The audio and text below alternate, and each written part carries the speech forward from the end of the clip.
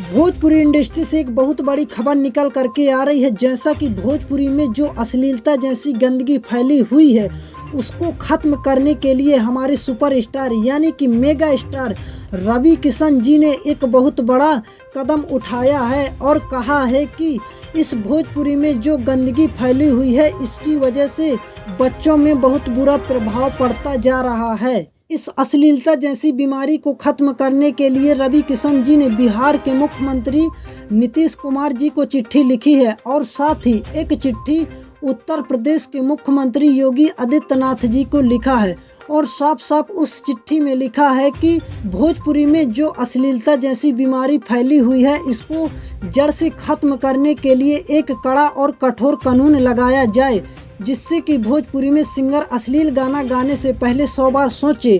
और यहाँ तक कि रवि किशन जी ने कहा है कि इससे पहले जो फिल्म और एल्बम बन चुके हैं अगर उनमें भी कुछ अश्लीलता जैसे